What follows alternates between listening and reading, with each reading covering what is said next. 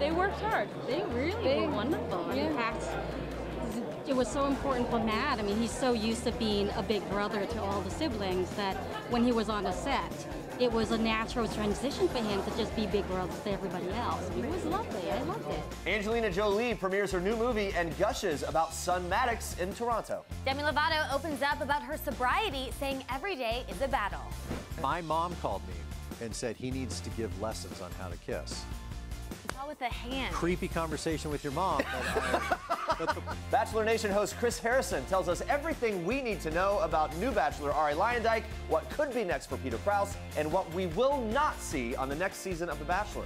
Plus, Dean Unglert in the hot seat will show you what happened on Monday night's Bachelor in Paradise finale. Tamra Judge calling her Real Housewives of Orange County co-stars homophobic bullies for claiming her husband is gay as the show roars back with a new season.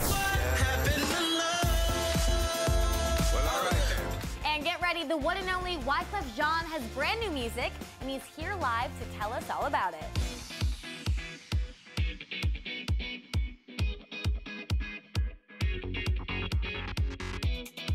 Good morning, People.com and Facebook Live. So good to see you here today. Who loves some Guilty Pleasure TV? We do.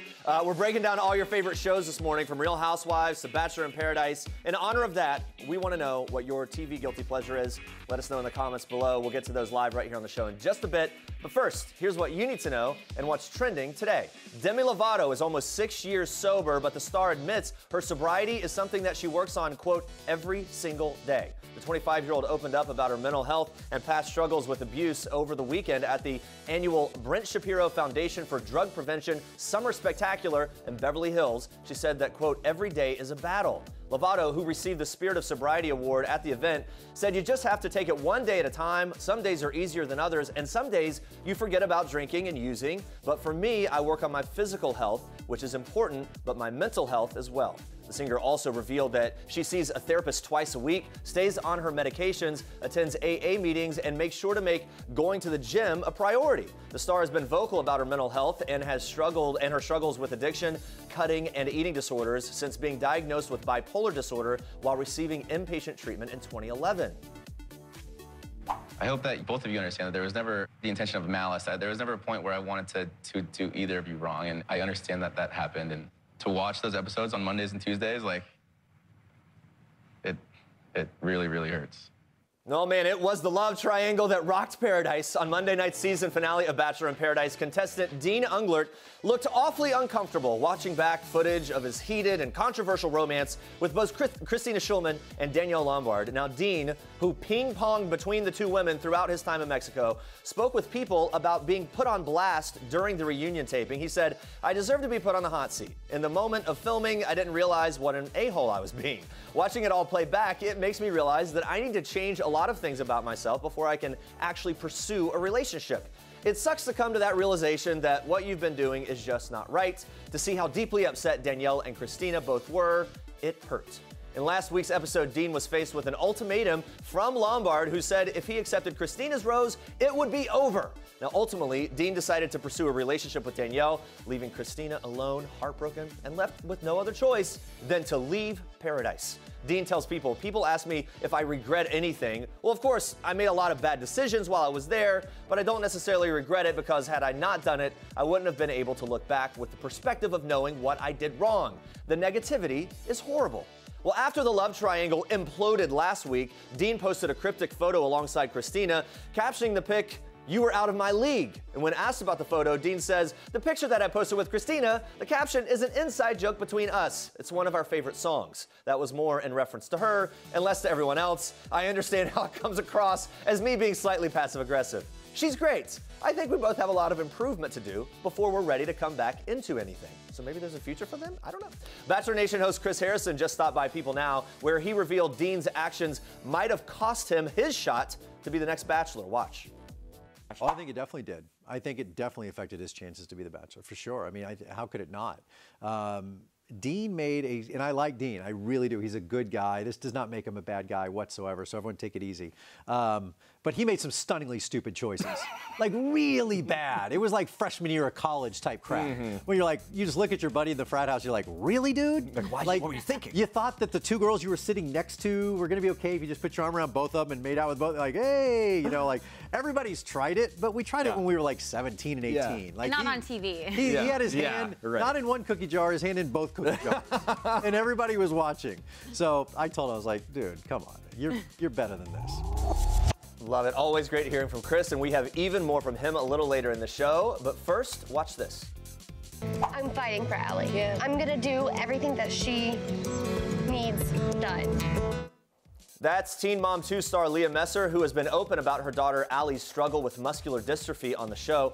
It's a genetic disease that causes progressive weakness and loss of muscle mass. Now, on this season of Teen Mom 2, we've seen Allie struggle with catching her breath, constant falls while walking at school, opening her food at lunchtime, and not having enough time to eat a full meal during school lunches. On last night's episode, Messer spoke to her daughter's school and successfully obtained an aide that will be with Allie throughout the school day to help her with these tasks. She said, quote, she needs somebody with her by her side at all times. We wanted her to be independent, and at the same time, things are becoming progressive. Messer broke the news to Allie after her meeting with the school, telling her daughter that she will be shadowed by an aide, saying, quote, whenever you're at lunch and you're going to eat, you'll have somebody who'll open your food.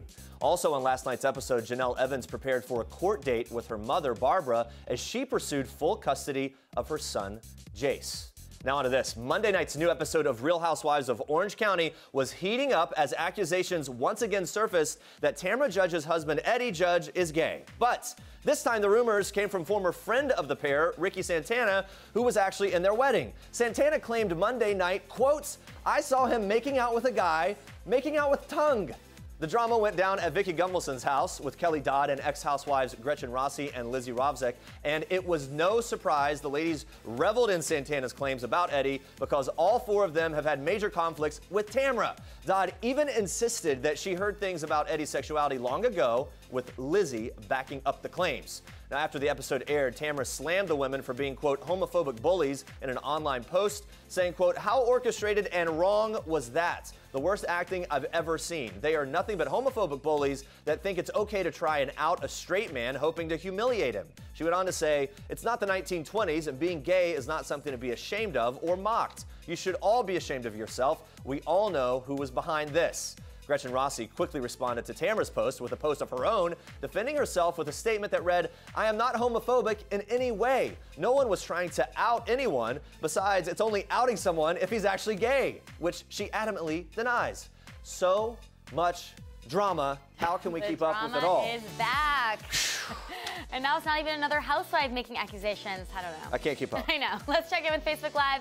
We want to know what's your TV guilty pleasure. Laura's guilty pleasure is all of the Bachelor series, and I would have to agree with that. Yeah, we're all on board with that. Samantha says, I can never get enough of Vanderpump Rules. Love me some Jax drama. A lot of people are on board with that too, for sure. Yep. All right, keep the Facebook comments coming in. We'll check in with you again soon. But first, Andrea, more Force and Star Trek. Yes, Jeremy, that is correct. The stars are on the move, and we're following them in today's edition of Star Treks. Angelina Jolie hit the red carpet last night for the Toronto International Film Festival premiere of her latest directorial project, Netflix's First They Killed My Father, with all 6 of her children in tow. The film is based on a memoir by Luong Ung, who also attended the premiere, and it's about Ung's childhood during the Khmer Rouge's brutal reign of terror in Cambodia. Jolie credits her son Maddox, now 16, who's adopted from Cambodia, as her motivation to make the film. Maddox is also an executive producer on the film. He reviewed multiple drafts of the script, gave notes, and helped out on set. So what was it like working so closely with her son? Take a look. They worked hard. They were wonderful. In fact, it was so important for Matt. I mean, he's so used to being a big brother to all the siblings that when he was on a set, it was a natural transition for him to just be big brothers to everybody else. I mean, it was lovely. I loved it. Well, Jolie also talked about how she is inspired by current events to tackle tough subjects in her projects. Watch this. So I wake up and I see things on the news, or I see what's not on the news, and I get very upset, and I'm very conscious of what's happening around the world. And so I at least feel that fortunate, Luong and I both, that we have a platform to be able to discuss these issues. And Jolie goes on to say, quote, "We all have to do our part." Well, the usually private Liam Hemsworth posted a rare photo with girlfriend Miley Cyrus on Monday night, captioning the picture, "Life is way cooler in cartoon." In the filtered shot, Miley is seen kissing Liam's cheek. Gotta say, these two look adorable in cartoon form. Since reuniting in 2016, Miley and Liam seem to be on cloud 9. The pair have been spotted shopping together at Target, walking their dog around Malibu, hanging out at parties, you name it. More recently, Cyrus compared her sex life with Liam to riding a turbo-powered jet. This was during a hilarious game on the Ellen DeGeneres show. And hey, who are we to judge? You do your thing, girl. Definitely cannot wait to see more from these two lovebirds. And those are your Star Tracks for today. Stay with us, guys. We have Wyclef Jean joining us live. He's talking about his first new album in 8 years. Plus, Chris Harrison is opening up about that shocking new Bachelor pick. Don't miss it. This is King Cutie in People. His Royal Highness Prince George Alexander Louis of Cambridge. These are George's parents, George's home, his Nana, the Queen, and his staff of 644 Englishmen. This is George's dog Lupo, who inspired his favorite book, The Adventures of the Royal Dog Lupo, one George will share now that he's a big brother. People. The details make the story. Don't miss this week's People. But guys, Bachelor Nation was shocked at the announcement that Arie Luyendyk, runner-up to Emily Maynard's season of The Bachelorette, will be handing out the roses this year instead of fan favorite Peter Kraus. Peter, whose raw and tearful breakup with Rachel Lindsay stole the hearts of many on The Bachelorette, was initially rumored to be the next in line as The Bachelor before Arie snagged the gig. Well, longtime host Chris Harrison, who's also hosting the 16th season of Who Wants to Be a Millionaire, opened up about the difficult decision, revealing we might not see the end of Peter just yet. Peter's a great guy, and by the way, might be a great. Here's the thing: it all comes down to timing and where you go. Peter would be a good Bachelor, could be a good Bachelor, and may be a good Bachelor. Maybe he'll end up in Paradise, maybe on the Winter Games. So because Peter didn't get the nod does not mean we had this meeting and thought, wow, that's really a bad guy. He just can't do it. He's not. It's not an indictment on him as much as this is the direction we're going to take the show. And that's a tough thing for people to handle because, and I love this about Bachelor Nation. I love how fervent they are. I love how passionate they are. And I like that they were upset that we didn't choose Peter, a lot of people. And I'm glad you're upset. That's great. That means you care and you love this guy. Keep rooting for him. He's not dead. He's not gone. So our interest was piqued when creator Mike Fleiss tweeted out a few interesting comments saying this: "A Bachelor Nation divided against itself cannot stand. Yeah. We aren't done with the shocking announcements." What does this mean, Chris Harrison? It means Mike Fleiss was trolling you. Okay. Does this mean a double Bachelor season with Peter and Arie going head-to-head? Is that even a possibility? No. But you're saying that's not happening with Peter? Not happening. Okay. Please don't. All right, so no double Bachelor next season, but Harrison did reveal what fans should know about Arie heading into opening night. Apparently, he is quite the kisser. Watch and listen. First of all, he's a good friend of mine. He's a good man. He's a gentleman. And I'm glad he's coming back. I'm glad he's going to get his chance. He's someone that we've always wanted to do the show with. And I really don't know why, other than, I guess, just timing. There's always been somebody else. What I would really say to people is this. It's not as simple as we take a poll, we look on Twitter, and then we make our decision due to popularity. There really are a lot of layers to this of what would make good television. Maybe we want to kind of change things up. We've kind of been in a rut doing the same thing over and over with the same kind of group of people. Let's mix it up, and because when you change The Bachelor, that changes the women as well, and it changes the dynamic, and it kind of hits the reset button sometimes. So there's a lot of things that go into who The Bachelor is going to be, but at the end of the day, good television. What can we produce around, and who's good? Like, who's a sincere person that we think possibly will get engaged? And he's hot. He's very good looking. And he's hot. And turns out, apparently the best kisser we've ever had on the show. My mom called me and said he needs to give lessons on how to kiss. It's all with the hand. Creepy conversation with your mom. But the point was, I forget what the point was. This is Jennifer Lawrence in People. This is Jennifer photobombing Taylor Swift and Sarah Jessica Parker and Liam Hemsworth, proving that while we all love the fashion of the red carpet, it's people who steal the show. People. The details make the story. Prince William is spending his Tuesday making a poignant visit to witness how the work of the charity Sporting Chance is helping the victims of child sexual abuse within soccer, which they of course call football. The charity has been called in by the Football Association, also known as the FA, to work with survivors since reports of the abuse became public last year. William, who is president of the FA, met the therapists and clinical psychologists who have helped to create the therapy programs and heard some of the personal stories of survivors and learned how Sporting Chance has been able to help them. The charity specializes in helping professional and former professional athletes with support for a range of issues from addictive disorders to bereavement, depression, anxiety. The initiatives of the Sporting Chance go hand in hand with the work Prince William is taking on to tackle the mental health challenges people face in different areas of society. Well, the horror movie It broke box office records this weekend. The new adaptation of Stephen King's classic novel brought in an estimated $117.1 million at the North American box office and already has people talking about a potential sequel. So without giving anything away, if there is another installment, the sequel would most likely cast adult versions of the kids who appear in this one. So who do they think should be cast in the roles? Take a look. Chris Pratt, because I get buff. Kind of like what happened with Chris Pratt when he lost all of his weight. Yeah, it's true. If you're out there. Yeah. For me, Chadwick Boseman, because he's just awesome. He's taking all the roles, and I'm like, so I wanted to play my Cameron. After Black Panther, just come on, help Daryl too. How about for you? For me, I would say Joseph Gordon-Levitt. I think if he grew out his hair and kind of curled it up a little bit, I think maybe that could be good, and we kind of look similar. So, I picked Jessica Chastain, because she was in Mama, another Andy Muschietti film. So that's good. Andy Muschietti is the director. Yeah. And Andy Muschietti said himself, you would look good with Jessica Chastain. And I said, okay. Why not? All right. Yes and yes, please. Mine would be Bill Hader. Oh, yeah, absolutely. Because he's hilarious and he's lanky and he can play really like funny roles, but he can also play like really dramatic roles too.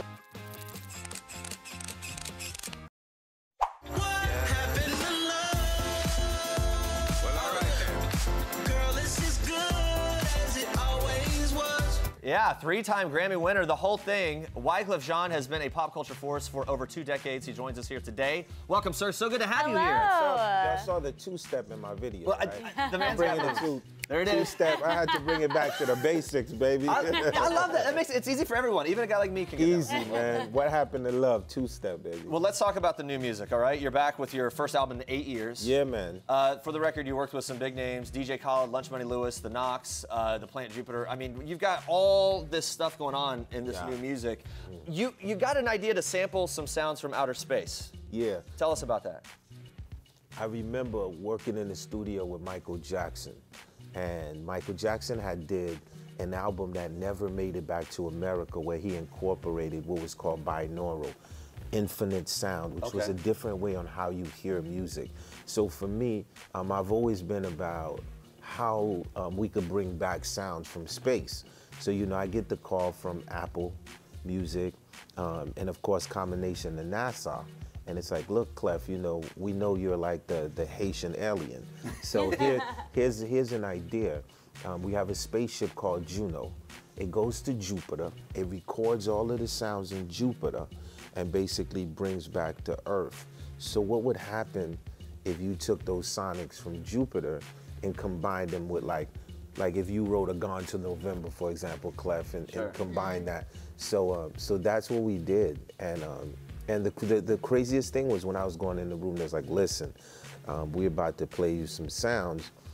Scott, the main guy, was like, we're about to play you some sounds that no humans have heard yet. I was like, I like, whoa, like, you know what I mean? Is this thing gonna make me smarter afterwards? Definitely new territory. We have a snippet of the song, so take a listen to this.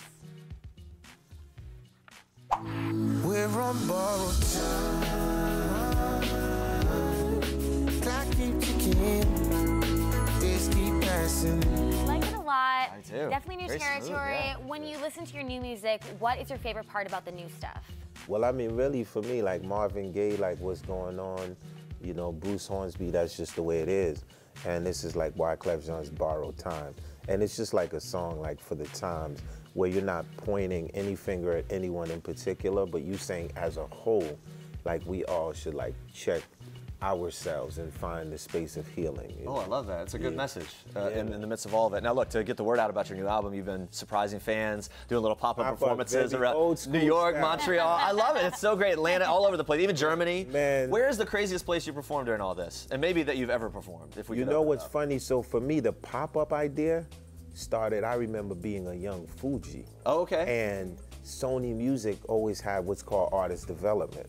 So with this whole new label like Heads Music and the partnerships with Certify and Sony, it was like, why don't we do this like grassroots? You know what I mean? So it usually trips people out. Oh no, I'm sure they freak out, right? You know where it tripped people out? When I was in Chicago and I did this pop-up. It was like at an art gallery. And literally I walked in, I plugged the thing off, and it started off with like 5 people. And I kid you, before I left that store, literally, it was packed. You couldn't get out. Because everyone kept coming and saying, is that why? No, that ain't why. You know what I mean? So, like on their phones, like, and then all of a sudden the text go out and everything, and people just start showing up. But it's so like the coolest thing, because that after effect of old school promotion, I still think it works a lot. Absolutely. Yeah, you even performed on a boat, a 5-day Zumba cruise earlier this year. So what made you want to go on a boat and do this Zumba cruise? I love staying like in shape. You know, I love martial arts and different things. And one of the things that I love is Zumba, you know what I mean? And then my friends used to make fun of me, you know what I mean? They'd be like, oh, Clev's about to go do Zumba, you know what I mean? Now they all want to be part of that, you know what I mean? Want to be part of that. Okay, yeah, got a little bit. Look how fun this is! Why would we not? I love Zumba. Me too, yo. So we had a great performance. It was real fun, because a lot of our music, I have music that makes you think, and then I have music that makes you dance. So a lot of my like dance music is all over the Zumba platform. All right. So when it comes to staying in shape, doing the music, all that, as you said, like every time we see you, you're moving constantly. You're kind of your endurance seems to be through the roof. What do you attribute to that? I mean, Zumba's your thing, but how else do you work out and stay in shape? No, I would say naturally for me, the background of just I love calisthenics and I love gymnastics. I would say that's really like the forefront of it. Like when you grow up in these rural communities, you really don't have nothing, right? So you usually go to the park, you're doing pull-ups, push-ups, sit-ups, and for me, that's been part of my whole regime. I'd love to know the most recent dance move that you've learned from your daughter, Angelina. Yes. No, they got this new dance called Roly, Roly, Roly. Okay. You seen it? How do we do this? No, she's just like, so now she's teaching me how to do. It's so sad when we do it. There's something so sad when we do it. You guys look really cool when you do it. And then like... The whole thing is she's 12 years old and she keeps me hip. Okay. And the new hip thing is some guy who raps for 3.5 minutes about a Rolex that he wants. And it's all roly, roly, roly. Roly, roly, roly. There it is. She keeps me cool. Yeah, well, 2017 marks the 20th anniversary of your first Carnival album. So looking back on your whole journey in your career, what surprises you the most? What surprises me the most is how far range like my music goes, because it does. I be in any part of the world, I'm telling you, and there's at least one person that's always like, Wyclef Jean, you know? And they would pick the most obscure record that I would not know. So like in the Carnival, they'll pick a record that's not even in English, which is in Creole. So for me, the idea of like the 4 languages is, I was with Carlos Santana the other day, and we was talking, he was like, you know we don't do music. I was like, what that mean? He said, we do vibration. And it's so funny, when he said that, DJ Khaled gave me a call because they was sampling the record that I wrote with Santana, Maria Maria. And then so now Wild Thoughts is the new Maria Maria. Okay. I originally wrote Maria Maria, bum, ba-dum, bum, bum. Right. And it's so funny to watch my daughter's generation now with Wild Thoughts. So for me. And get your music all over again. Yeah, right? So it's crazy for me how, so the Fugees, like remember we did Killing Me Softly? Yep. And it was like 1 time, 2 time, and you doing all this music, and then I was like, damn, I hope when Roberta Flack sees us, she don't kill us. You know what I mean? Because you always wonder how the person's gonna feel when you take a piece of their art and recreate it. So for me, that's always been the most amazing thing, how the art is like over and over again. You know what I mean? I love hearing that. And a final question for you: when you just hearing you talk about your career and all you've been through, you're a voice for so many people. You've have all this great music, these great collaborations with people. You've tried your hand in politics a little bit. There's some of that stuff mixing in there. Do you have aspirations for that again ever in the future? Anything outside of music in the political sphere? No, I think for me, my whole focus is social entrepreneurship. You know, I'm part of a private sector. The whole idea of running. See, I could have always come back and do music, but 250,000 people under a rubble, and this is the place that I come from. So what kind of conversation will we be having now? If you're like, oh, Clef, good to see you, you're promoting music, oh, that's great. By the way, where were you when your people was 250,000 under the earthquake? So for me, the greatest thing was not more of a political, and people was like, yo, they took you out the race, how do you feel? I felt like we did great because we still broke the cycle. We was running, the government was an old government. So now I feel like we have a mixture of young and old. Is everything perfect? No, but I feel like we can move towards a greater direction. Yeah, there's a lot of stuff going on there in Haiti that continues. Thank you so much for sharing that and Thank for you. new music and everything Carnival else, guys. September 15th, There we baby. go. Rolling. New Move album, on. The Carnival III, The Fall and the Rise of a Refugee on September 15th. Check it out. Wyclef, you got the guitar? Be a place. Well, let's just dance it out. Yo, make sure y'all rock the Zumba, though. Zumba. Okay. Girl, baby. And Rolly. Thank you And so Rolly, much. Rolly. It's great to see you. Thank you. Thank you. This is Jennifer Lawrence in People. This is Jennifer photobombing Taylor Swift, and Sarah Jessica Parker and Liam Hemsworth, proving that while we all love the fashion of the red carpet, it's people who steal the show. People. The details make the story. 2 years ago, I was driving for Lyft, which is what you do when you qualify for Uber. Yeah, right. You know, and when you don't qualify for Uber, is that what you say? and I was, you know, I was dancing at bar mitzvahs. Oh wow! Really? For money. So, you know, I was obviously that was not the dream. That was not the ultimate goal. So I related to the character. You know, who's pounding the pavement trying to make it. SNL alum John Rudnitsky definitely put in his time with some odd jobs before getting his big break. Now Rudnitsky laughs about those days as he takes up a co-starring role alongside Reese Witherspoon in the rom-com Home Again, which is in theaters now and is our Toyota People Pick of the day. The movie centers on a woman who ends up in a bit of a love triangle with two younger guys, and John opened up to us about how great it was working with an iconic star like Reese. Take a look.